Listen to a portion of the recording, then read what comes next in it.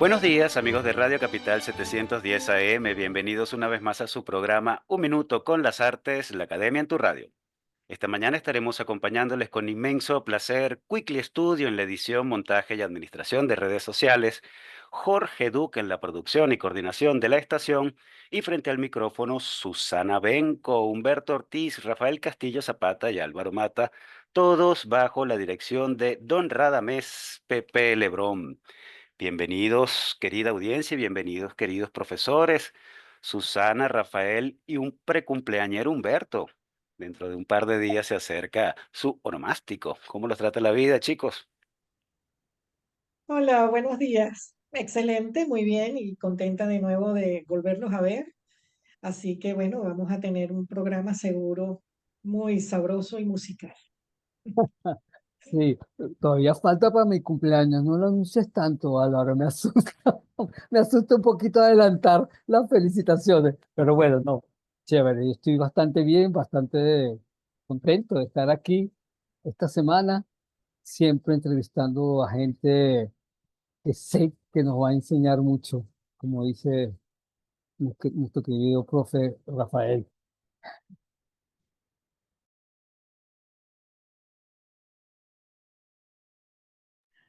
Pues sí, muy contentos de nuevo de encontrarnos y bueno, como siempre poniendo la mesa para que tengamos un encuentro sustancioso. Este va a ser sin duda uno de esos. No vamos a fallar este día. Hemos invitado a un comensal extraordinario y ya veremos la naturaleza de su calidad como intelectual y como venezolano. Sí, señor. Contentísimos de recibir esta mañana en nuestro programa a nuestro amigo Alejandro Brusual, investigador musical y literario, poeta y especializado en la guitarra clásica latinoamericana. Alejandro es doctor en literaturas latinoamericanas de la Universidad de Pittsburgh, en Pensilvania, y profesor ejecutante de guitarra clásica de la Escuela de Música Pablo Castellanos de La Guaira. Alejandro ha escrito las biografías de Antonio Lauro, por ejemplo, Rodrigo Riera, Alirio Díaz, que fue traducida al italiano, dicho sea de paso, de Raúl Borges, de Manuel Pérez Díaz, de Freddy Reina y de Inocente Carreño, además de una historia de la guitarra en el país, aparecida primero en inglés en Canadá y publicada luego en una bellísima edición de lujo por el BCB, el Banco Central de Venezuela. Estos trabajos de Alejandro, sus investigaciones de corte musical, han obtenido en 5 oportunidades el Premio Nacional de Música de Caracas. Alejandro también dirigió la colección de compositores venezolanos para guitarra de la Fundación Vicente Emilio Sojo, que incluyó más de 200 obras. Dirige la colección de musicología latinoamericana Francisco Kurlange del Centro de Estudios Latinoamericanos Rómulo Gallego Celarc y es miembro fundador y ha sido presidente de la Sociedad Venezolana de Musicología. Bueno, servida la mesa esta mañana, démosle la bienvenida a don Alejandro Brusual a Un Minuto con las Artes. Hola, buenos días, muchas gracias por esta invitación. Realmente me siento muy honrado y bueno, y ratifico una vez más la amistad con Rafael y mi nuevo encuentro con todos ustedes que espero se convierta también en amistad fructífera, ¿no? Muchas gracias. Bienvenido, querido Alejandro, a nuestro Gracias, programa. Rafa. Bueno, como acabas de insinuar, nos unen muchos encuentros, muchas historias Sí, juntos y muchos entusiasmos y muchas frustraciones también. Pero bueno, estamos aquí para celebrar la vida cultural, la vida intelectual que ambos hemos contribuido a forjar en nuestro país. Somos casi contemporáneos, nacimos casi, él es del 57 y yo soy del 58.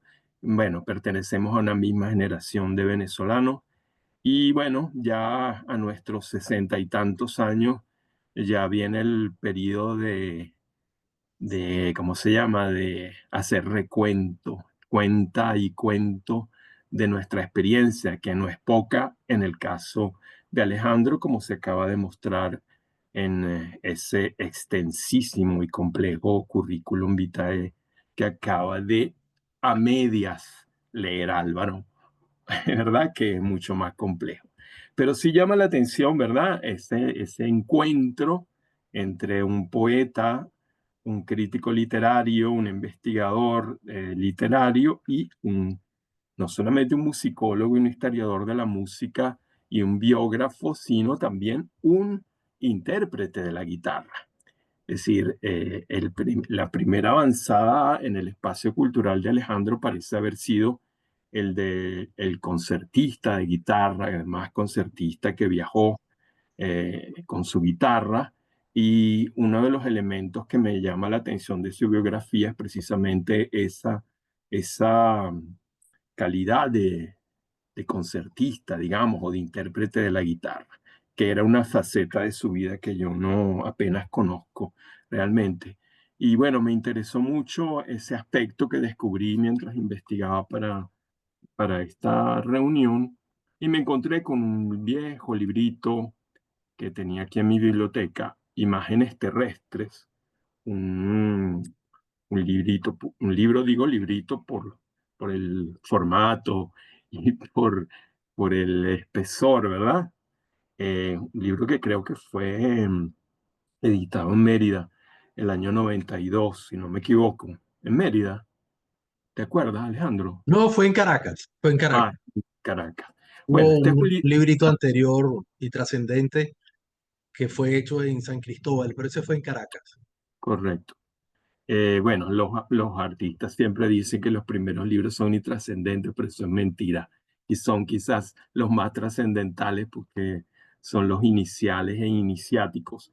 Pero en cualquier caso, este librito, Imágenes Terrestres, hoy lo repasaba temprano en la mañana y me di cuenta que era como un autorretrato o un buen retrato del Alejandro que fue en esa época y que sigue siendo ahora y que toda la obra de él que podemos, digamos, de alguna manera disfrutar en estos momentos y admirar, viene de eso que se puede ver a lo largo de este libro, que es un libro de viajes, un libro que parece no el viaje de un concertista, de un viaje de un artista que deriva por Europa para presentarse en los grandes escenarios de los conciertos, sino más bien como un guitarrista vagabundo con la guitarra al hombro, con un morral y que viaja por Europa en autostop, en condiciones, digamos, bastante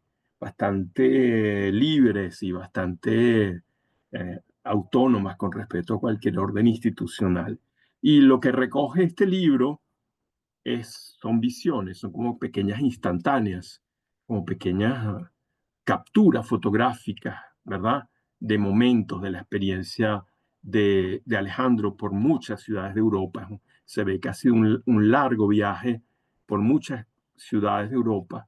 Y lo interesante del libro es que él mira el otro lado del esplendor europeo, de la tradición con la que solemos mirar la cultura europea con ojos un poco encandilados desde nuestro, nuestro margen cultural latinoamericano, siempre mirando a Europa como el gran ejemplo.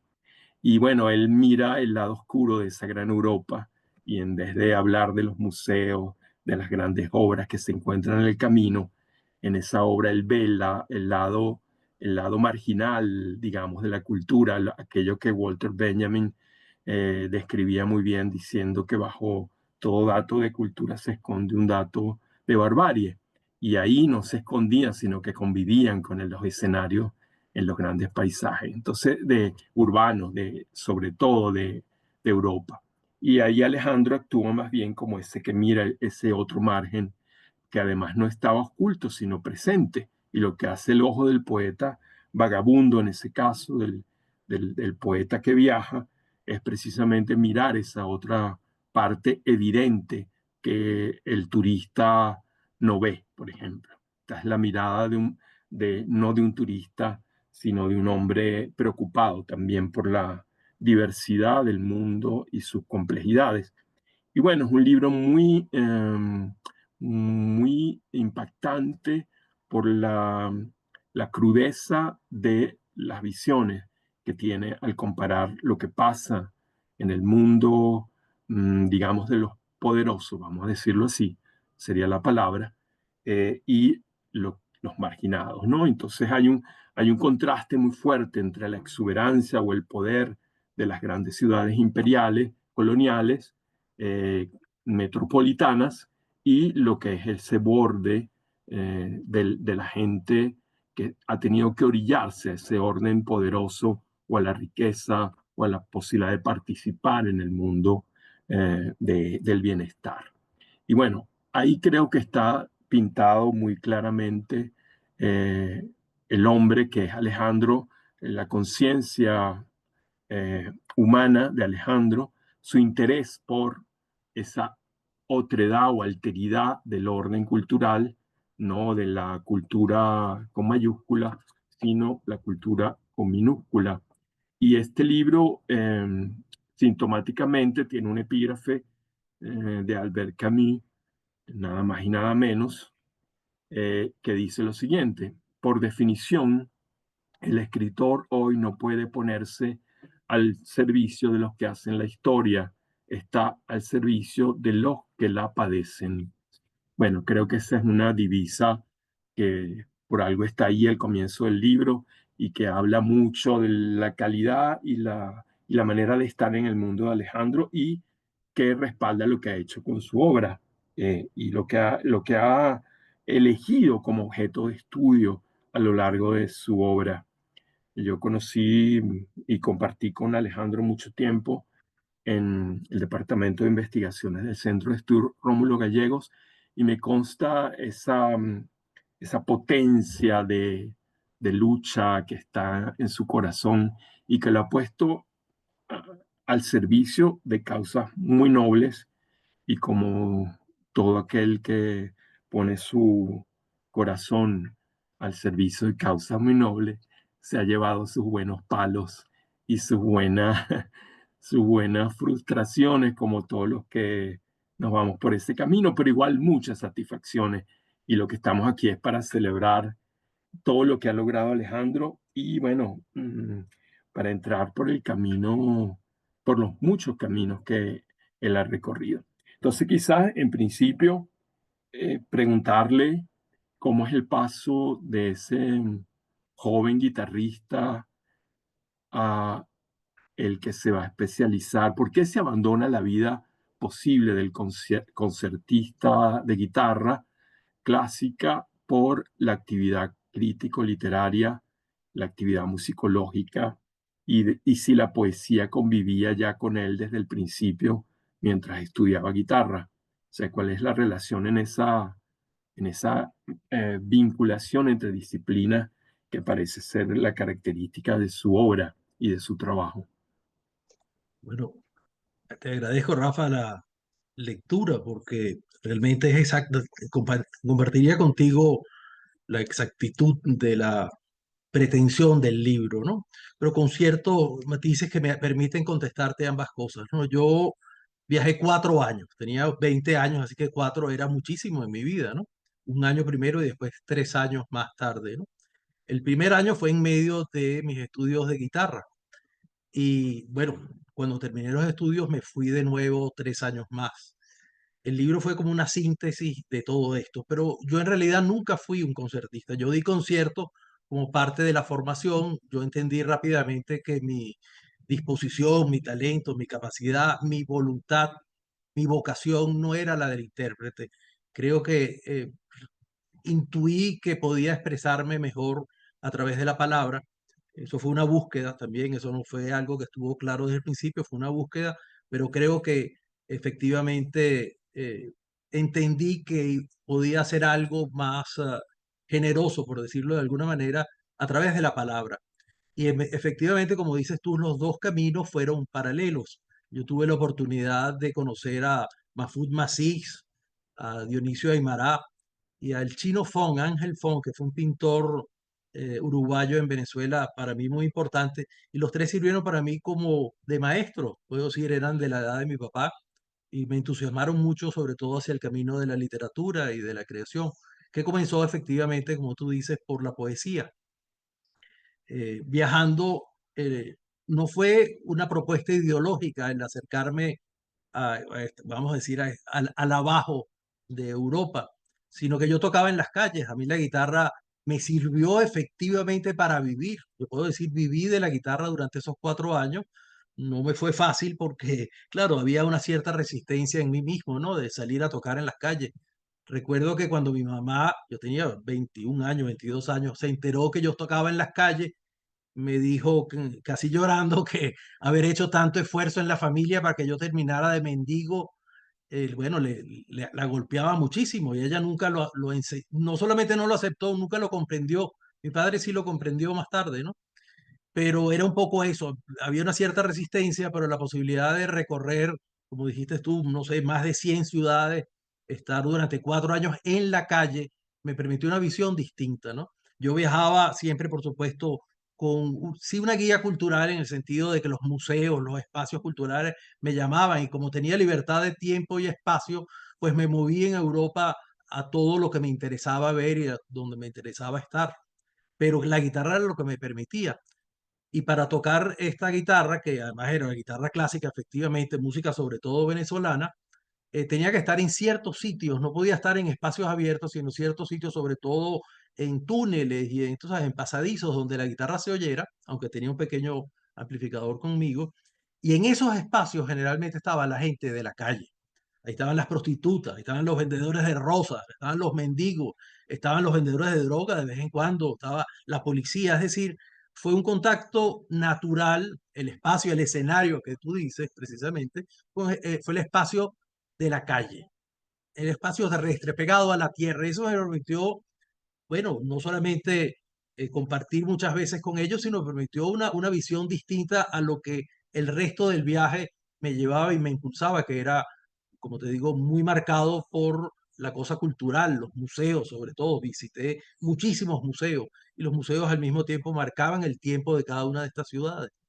Entonces, claro, ahí hubo una cosa natural en ver la vida de la calle en Europa. Y eso fue una especie de resumen.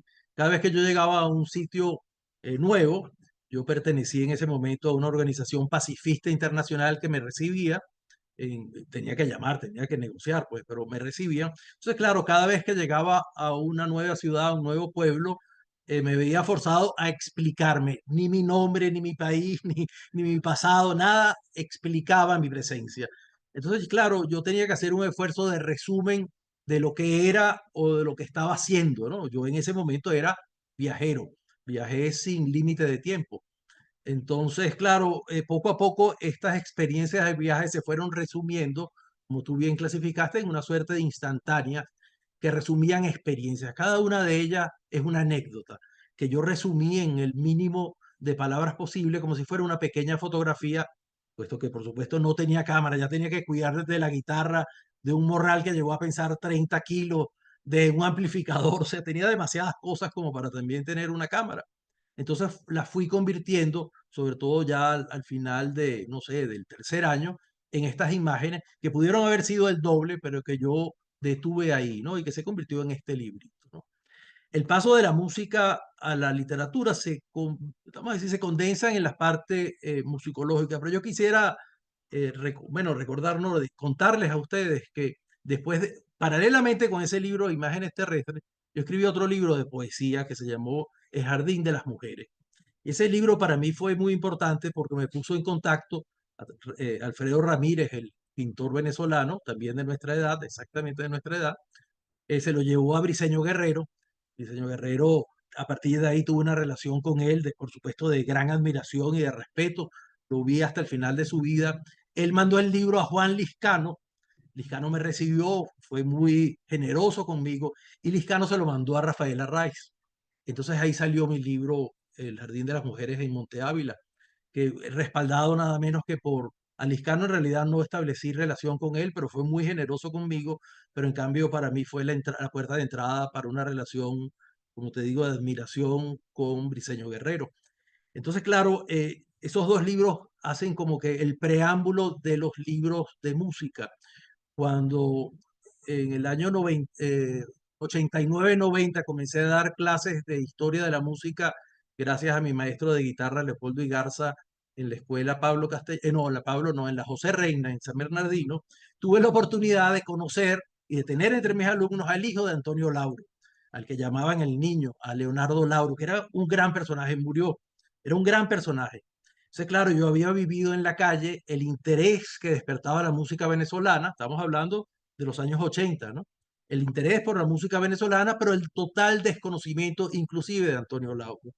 Tener a Leonardo en mi clase, tener el deseo pues de la escritura, la voluntad, la vocación de la escritura y de alguna manera pues por supuesto la experiencia con la obra misma de Lauro me llevó a plantearme la posibilidad de hacer una biografía.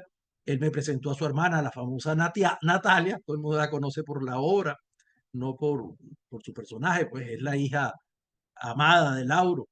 Y ella poco a poco, por supuesto, si soy desconocido todavía en esa época, era más desconocido, ella poco a poco me fue dosificando los archivos, me fue mostrando todo el material.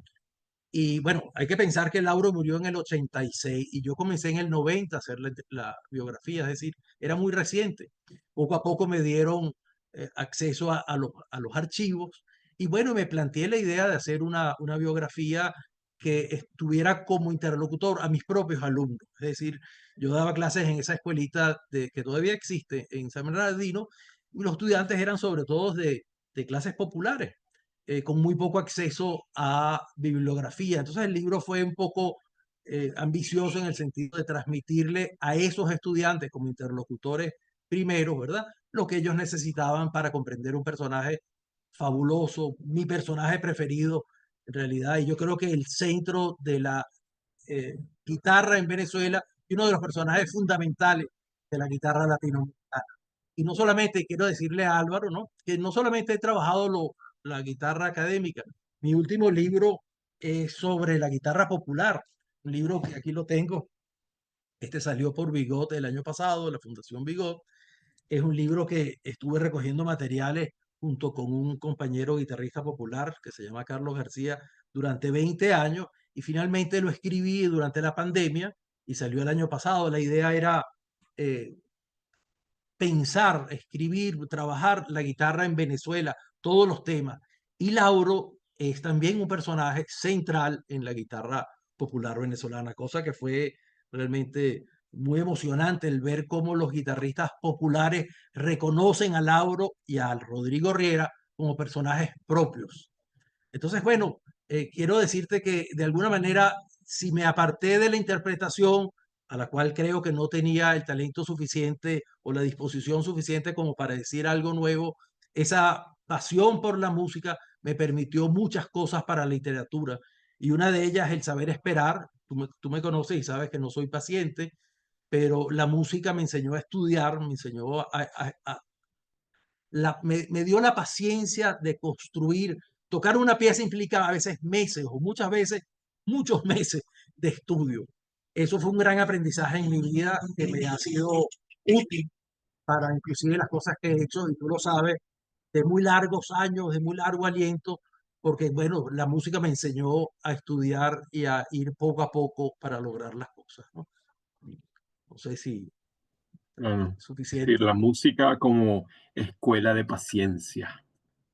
Claro, tú tienes también otras reflexiones a propósito de la poesía que me gustaría marcar solamente para darle entrada a mis compañeros. Eh, Tú rescatas una frase de Pedro Salinas en un ensayo sobre la poesía y el poder de la palabra del poeta.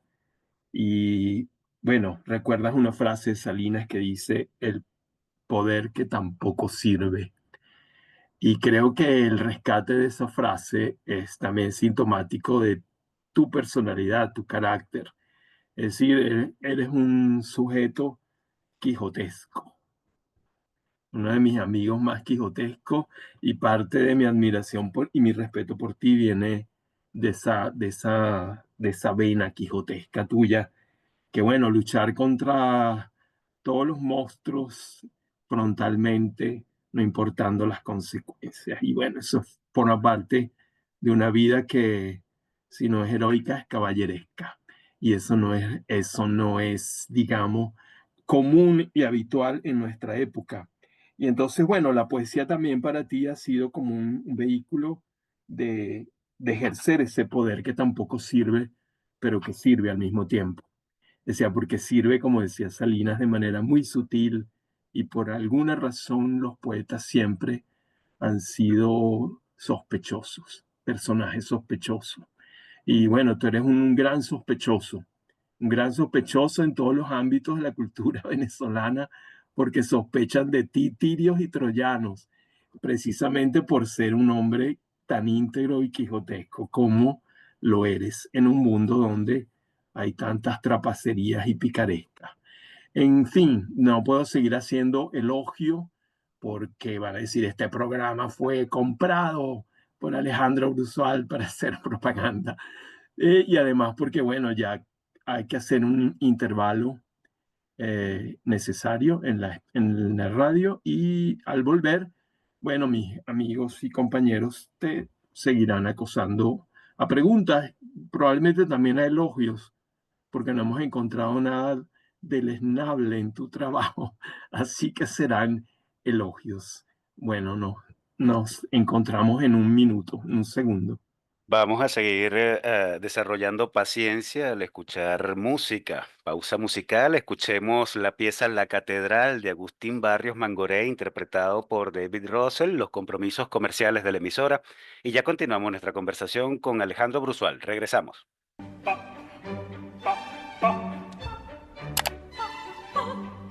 Regresamos, amigos oyentes, después de la pausa musical, La Catedral de Agustín Barrios Mangoré, interpretado por David Russell. Bueno, y hay que decir que el paraguayo Agustín Barrios Mangoré es el personaje principal del nuevo estudio que está cometiendo Alejandro Brusual. Ilústranos, maestro, quién es Agustín Barrios Mangoré, háblanos de tu investigación en torno a él.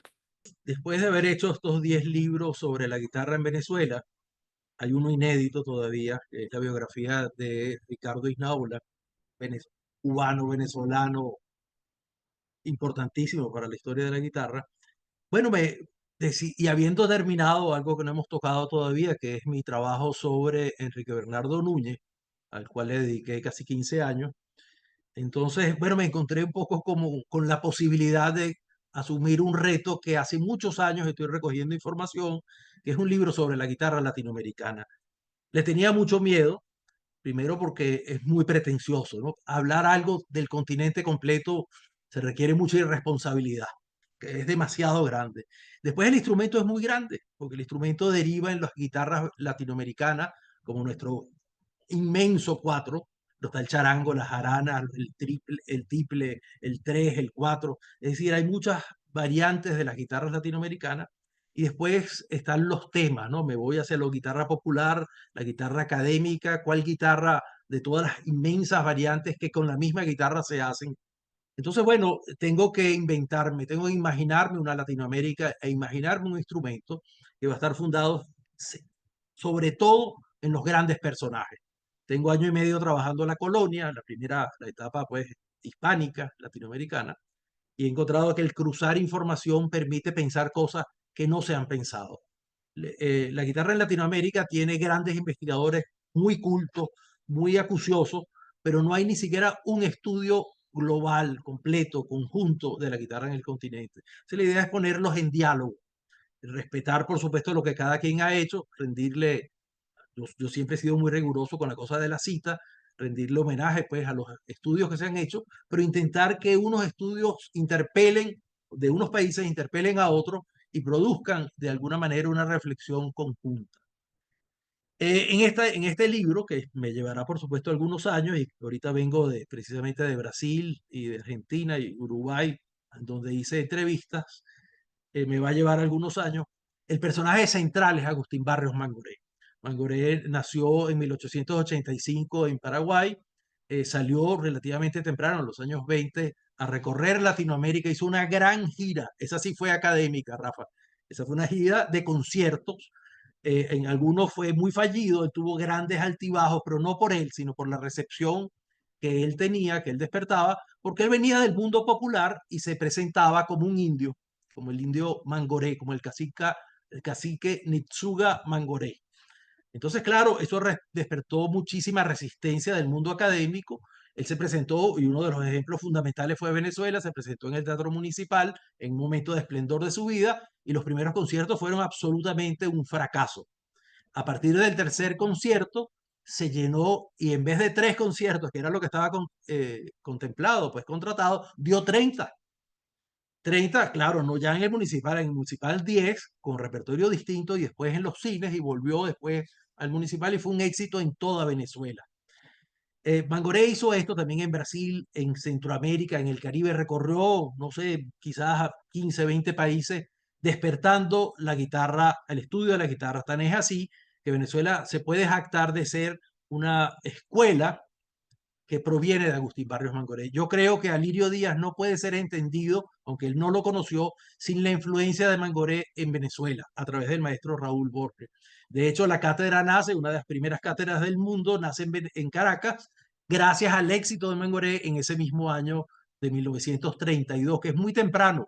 Piensen ustedes que es antes que España y antes que Argentina de Buenos Aires, que es la gran escuela latinoamericana en términos cronológicos. Mangoré es el personaje fundamental. Mangoré arrastra en su periplo obras de los diversos países donde ha ido tocando.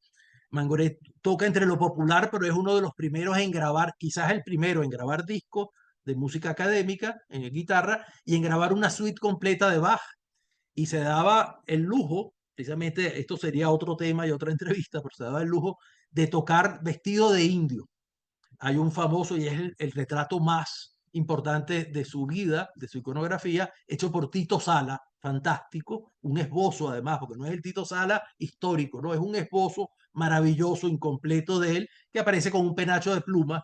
Y aquí inclusive en su concierto de celebración y de despedida, tocó con el torso desnudo y se presentó como en traje de cacique guaraní. Entonces, claro, este personaje tan raro entre lo popular y lo académico, grandísimo compositor, no compositor contemporáneo, es un compositor, como podríamos decir, postromántico, ¿no? Un romanticismo tardío, de muchísimo virtuosismo, que dejó obra grabada y que se presentó en toda Latinoamérica, es como para mí el eje fundamental, ¿verdad? Porque hay un flujo que construye el continente. Ese flujo me interesan los, los personajes que precisamente van de países a otros, las escuelas que se influyen, porque construyen la gran pregunta de cuál es la Latinoamérica que estoy hablando. Y Mangoré además fue un personaje fabuloso en términos biográficos, ¿no? Que bueno, yo no voy a tocar, hay una gran biografía, estupenda biografía de Mangoré que me va a servir de fondo, y ya yo lo trabajé en Venezuela. Tengo un libro que se llama Visitantes de la Guitarra, que es reconstruir la historia de la guitarra venezolana por lo que se recibió a través de los concertistas que llegaron al país durante un siglo. Tengo antecedentes y cosas posteriores, pero centrado entre 1894 y final del siglo XX. En ese libro, y ese libro nació de el estudio de Mangoré en Venezuela, ¿no? Entonces, bueno, por ahí voy. Vale, yo puedo traer Álvaro, permiso. Mira, es impresionante tu pasión por la historia. Me encanta además tu interés de entrar en la historia justamente primero por la biografía de los grandes concertistas que entraste por ahí, por el cuento que echaste. Y a mí se me ocurre, y te lo digo desde mi ignorancia musical, porque yo soy completamente ignorante musical, pero desde muchachito, de bebé, yo he tenido la idea, no sé de quién me dijo o de dónde vino, que el cuatro es un descendiente de la guitarra. Así como si el cuatro primero apareció la guitarra en Venezuela y después de la guitarra vino el cuatro como en chiquito.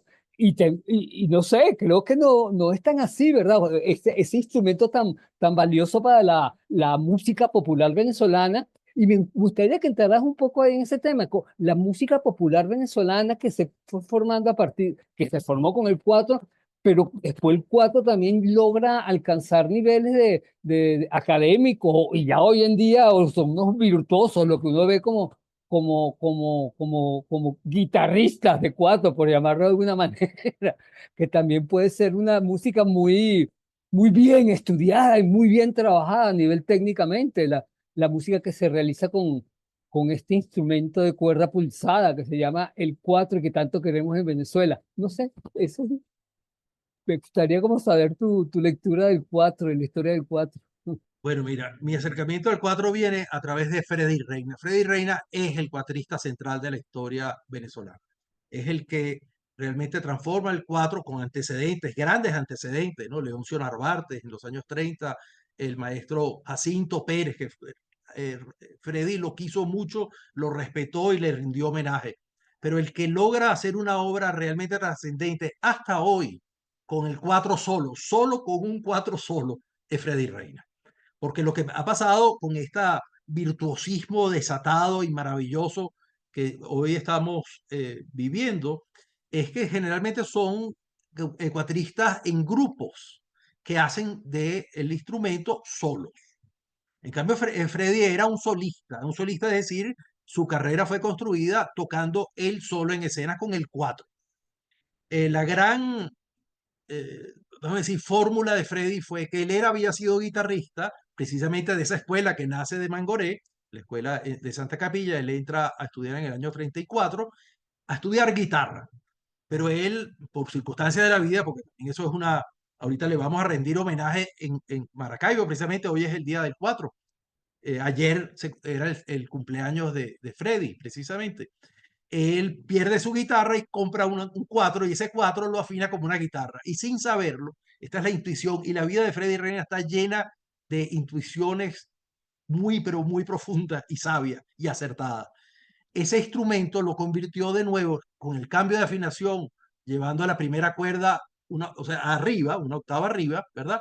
A como era la afinación del instrumento original, que efectivamente, digo original en términos históricos, en el momento de los conquistadores de la conquista en el siglo XVI, llegaron instrumentos de cuerda, guitarras, por decirlo así, que se llamaban vihuelas, sobre todo de 6 y 4 cuerdas. Las había de 5 y de 7, pero principalmente de 6 y de 4.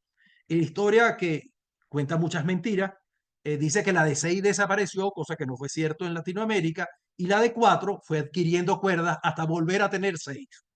Luego eran cuerdas dobles, reducen las cuerdas a simples, ¿verdad? Y se convierte otra vez en un instrumento de 6 cuerdas, que es la guitarra grande, pero en Venezuela permanece vivo, esto es importante, la palabra vivo, el 4.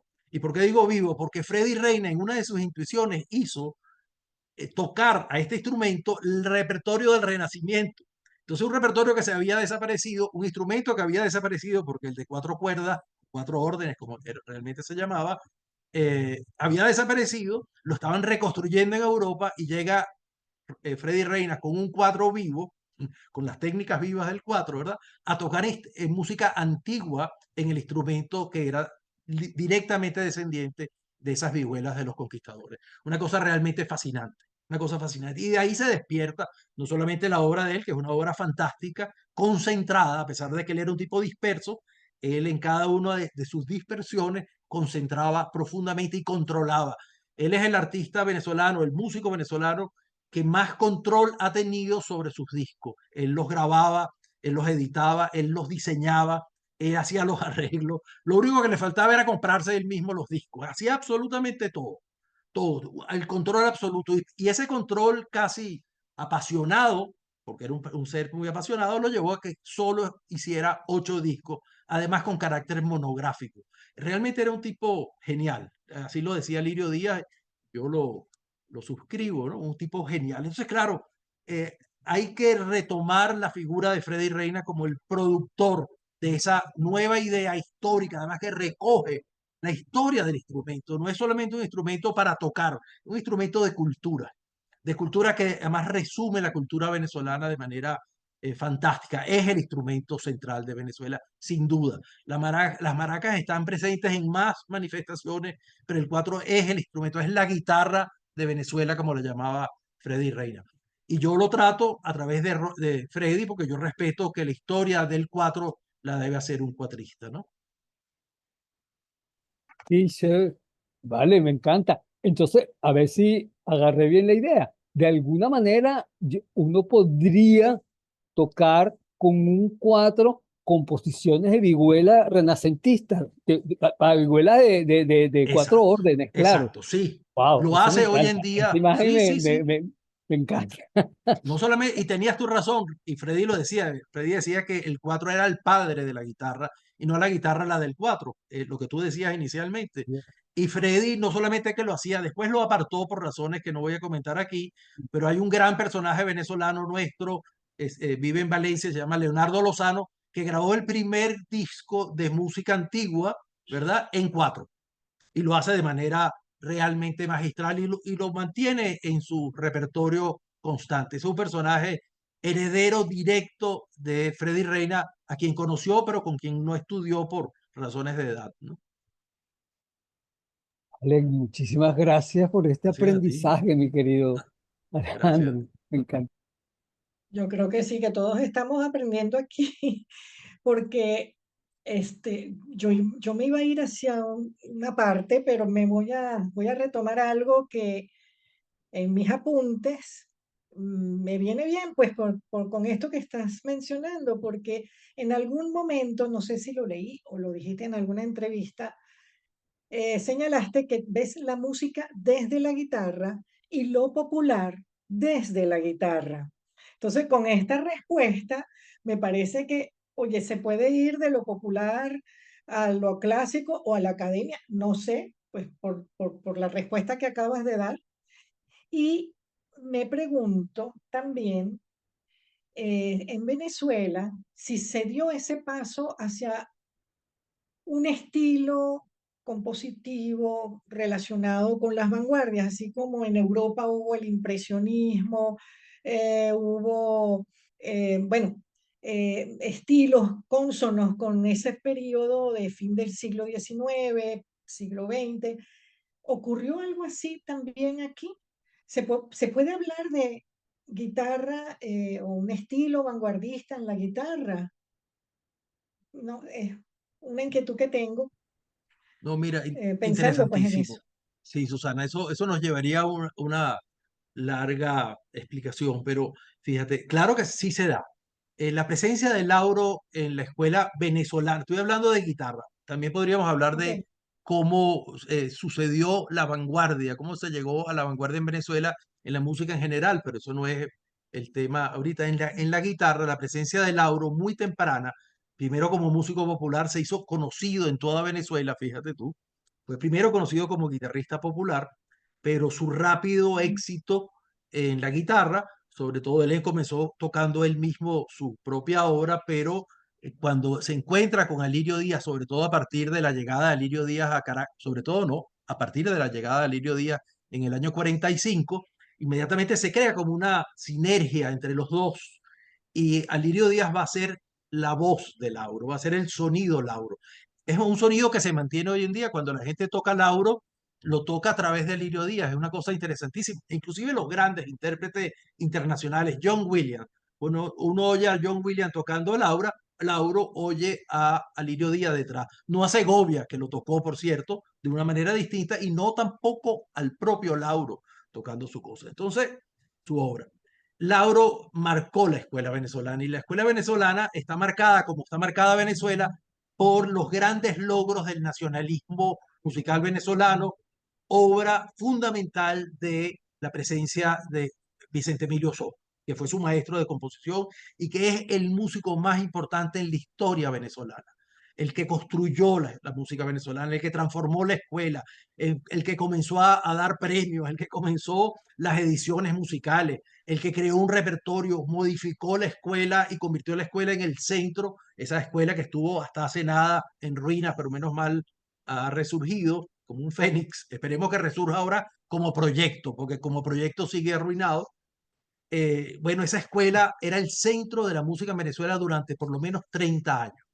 Eso marcó mucho un rechazo hacia las vanguardias. Lauro, desgraciadamente, desgraciadamente no es así. Lauro tiene por lo menos, yo creo que tiene tres, pero él decía que tenía dos partes en su catálogo, un catálogo popular que tiene armonías, que tiene formas, géneros de la música popular venezolana. Ahí está, por supuesto, sus magníficos valses que se tocan en todo el mundo, literalmente.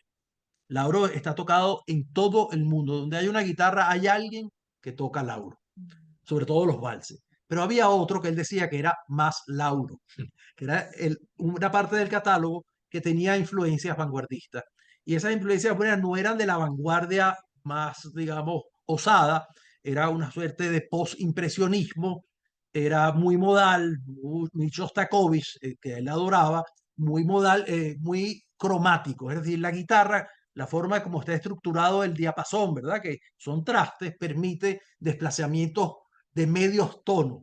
Lauro va a aprovechar eso en su obra más importante, una obra realmente que tiene una pretensión universalista, por decirlo de alguna manera, que va más allá, aunque raíces nacionalistas, va más allá de una, vamos a decir, un desarrollo de las fuentes y los materiales populares.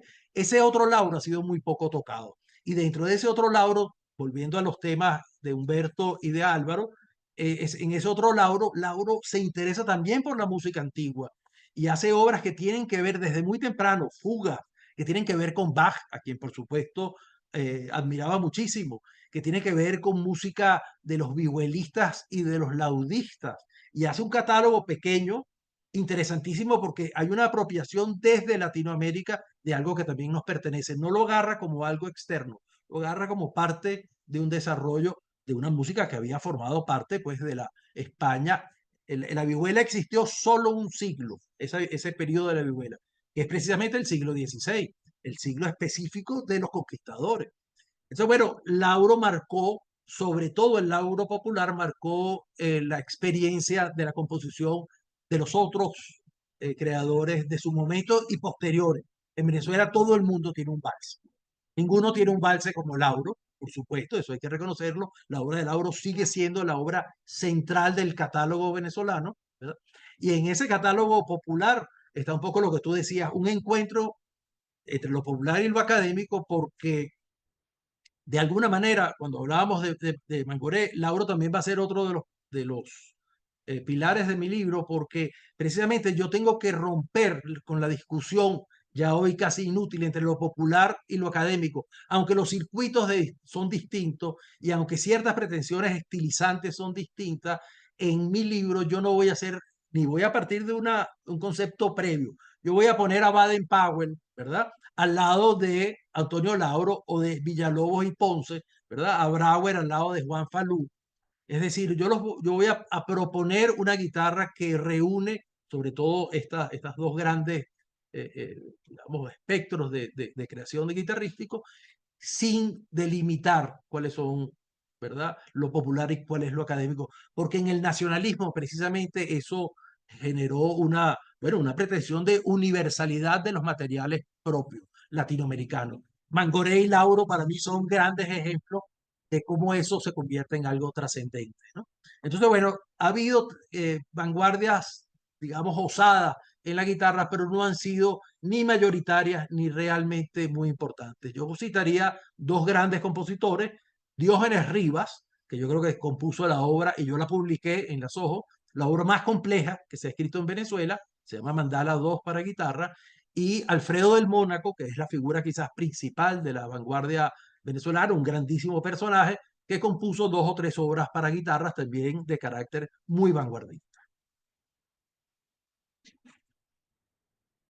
Perfecto, muchas gracias. De verdad, Sí, qué yo buen te tengo una panorama. pregunta, pero pura curiosidad, Alejandro, pura curiosidad. De los compositores clásicos, formalmente hablando, que oyes tú, Bach, Mozart, Beethoven, yo qué sé, Vivaldi, no sé, que, por curiosidad, ¿te ¿Qué gusta oigo Bach, yo? supongo? ¿Qué ¿Qué oigo oyes? yo? Sí. Mira, yo creo que el artista, y suena pretencioso, pero yo creo que el artista más grande que ha tenido la humanidad es Johann Sebastian Bach.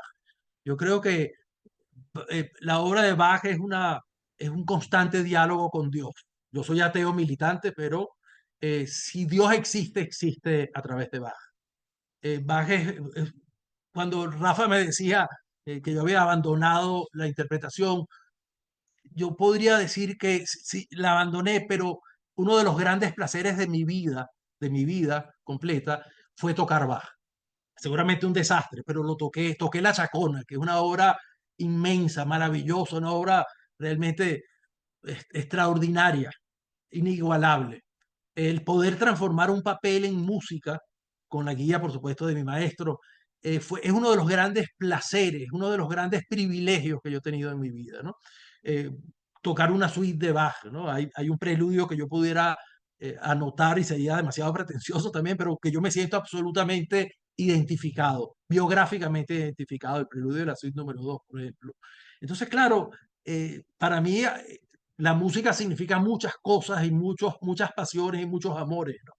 Entre ellos, por supuesto, Stravinsky o Wagner, ¿verdad? Los últimos cuartetos de Beethoven es algo que para mí fue una revelación. Pero si yo tuviera que escoger un autor, escogería Bach, o un compositor, y si escogiera un autor, escogería El Quijote. Suena lugar común, pero si yo me quedara con un compositor y con un escritor, me quedara con ellos dos. Y no es poca cosa, ¿no? Oigo mucho jazz, me gusta mucho el jazz. Creo que Charles Mingus es uno de los grandes músicos del siglo XX, grandes músicos a la altura de cualquiera. Creo que el jazz es una experiencia fundamental para la vivencia, para el sentir del siglo XX, ¿no? Hoy en día no tanto, pero en el siglo XX no se puede entender sin la presencia del jazz, ¿no? En todo, no solamente en el mundo del desarrollo histórico del jazz, sino las influencias del jazz sobre la música de todo Occidente y también de Oriente, pero hablo de Occidente en donde me consta, ¿no? Y las influencias en la literatura también, Sin que es duda. Kerouac sin Importantísimo. el jazz y compañía, ¿no? Ujú. Cortázar era un gran jazzista y sabía Cortázar. mucho de jazz. Estaba Sabía pensando en él mucho de jazz. ahorita, sí. El Bueno, blues. querido Alejandro y querido Rafael, ¿cómo hacemos aquí? Segunda parte con este programa, porque quedaron una cantidad de cosas en el tintero. Claro, claro, Esta hora esto requiere, académica se hace corta. sí, muy corta. Y bueno, también creo que antes de cerrar, Alejandro nos debe soltar cuál es esa obra magnífica del Lauro vanguardista. ¿Cuál es esa obra? Bueno, no es el Lauro vanguardista, es ese otro Lauro que él llamaba además de manera inexacta. Él decía que era politonal, en realidad era una especie de pantonalidad, es decir, que la obra generalmente tiene un centro tonal al cual todo, ¿verdad? Se atrae y comienza y concluye generalmente ahí. Él hacía una obra muy cromática, ¿no? Y bueno, sí, no es que hay una obra, sino parte de su catálogo es esta parte politonal que él llamaba, donde está sobre todo la sonata. La sonata es una obra extraordinaria que está dividida en tres movimientos, que yo creo que la obra central que escribe además estando preso, porque Lauro se opuso a Pérez Jiménez, hizo trabajo político y cayó preso durante un año que él aprovechó para retomar la guitarra y escribir dos de sus obras centrales, entre ellas precisamente la sonata, que es la obra fundamental del centro de su catálogo, y saliendo del catálogo una suite antigua, una suite inglesa dedicada a John Duarte. Esas serían las dos obras para mí polares, ¿no? En su propio catálogo. Tiene una obra fantástica que la estrenó con Abraham Abreu, nuestro gigante del clavecín, que se llama Pavaina y Fantasía para guitarra y clave, guitarra y clavecín, que la estrenó él mismo en la Universidad Simón Bolívar en el año 76 con Abraham, y que es una obra fantástica que tiene, entonces recoge un poco esa modernidad del mundo antiguo. Lauro es un personaje fascinante, realmente fascinante, y para nosotros los guitarristas es el corazón de la guitarra en Venezuela, es el corazón de la escuela. Bueno, vamos directo a comprar esa biografía de Lauro y a buscar Está, esa sonata y esa suite. por favor. Sí, sí. Eso iba a decir que vamos a cerrar y buscar rápido todo para oír. Sí, Bueno, queridos las profes, ganas que querido dan. invitado, nosotros estamos listos por hoy. Agradecerle a Alejandro por esta clase magistral que nos dio a todos. Muchas gracias. Muchísimas gracias, Alejandro. Muchísimas Gracias. gracias.